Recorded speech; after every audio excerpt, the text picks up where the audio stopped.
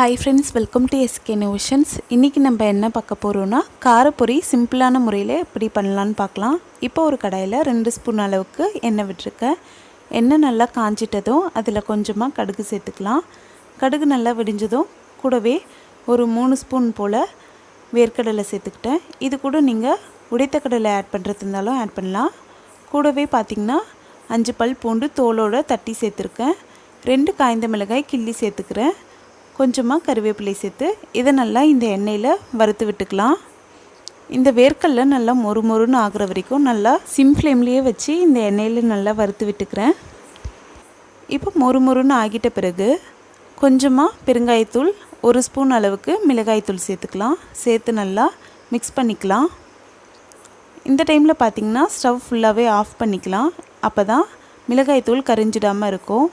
இப்போ பார்த்திங்கன்னா நல்லா மிக்ஸ் பண்ணியாச்சு. கடைசியாக கொஞ்சமாக உப்பு சேர்த்துக்கலாம். உப்பு பொரியில் அதிகமாக இருந்தால் நீங்கள் சேர்க்க வேண்டாம். கரெக்டான இருந்தால் கொஞ்சமாக நீங்கள் சேர்த்துக்கோங்க. சேர்த்து நல்லா மிக்ஸ் பண்ணி விட்டுக்கோங்க. இப்போ இதை மிக்ஸ் பண்ணியாச்சு. அடுத்து நான் இதோட 1 கப் அளவுக்கு பொரி சேர்த்துக்கிறேன். பொரி சேர்த்துட்டு நல்லா கலந்து விட்டுக்கலாம். இதை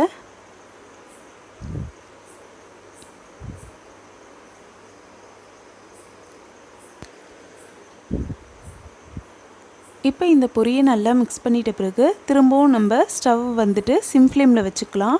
சிம் ஃப்ளேமில் வச்சு நல்லா கலந்து விட்டுக்கிட்டே இருக்கலாம். இந்த பொரி நல்லா மொறுமொறுப்பாக ஆகிற வரைக்கும் நம்ம ஃபுல்லாகவே சிம் ஃப்ளேமில் வச்சு கலந்து விட்டுக்கலாம். இப்போ பார்த்திங்கன்னா நம்மளோட காரப்பொரி சூப்பராக ரெடி ஆகிடுச்சு. பொரியும் பார்த்திங்கன்னா நல்லா மொறுமொறுப்பாக இருக்குது பாருங்கள். அவ்வளோதான். இதை இப்போ நம்ம சர்வ் பண்ணிக்கலாம். அவ்வளோதான் ஃப்ரெண்ட்ஸ். இன்றைக்கி சிம்பிளான முறையில் காரப்பொரி ரொம்பவே சூப்பராக எப்படி பண்ணலான்னு பார்த்தோம். இந்த வீடியோ உங்களுக்கு பிடிச்சிருந்தால் லைக் பண்ணுங்கள், உங்கள் ஃப்ரெண்ட்ஸோடு ஷேர் பண்ணுங்கள், அண்ட் எப்படி இருந்துச்சுன்னு கமெண்ட் பண்ணுங்கள். நம்ம சேனலை ஃபஸ்ட் டைம் பார்க்குறீங்கன்னா மறக்காமல் சப்ஸ்கிரைப் பண்ணுங்கள். தேங்க்ஸ் ஃபார் வாட்சிங் ஃப்ரெண்ட்ஸ்.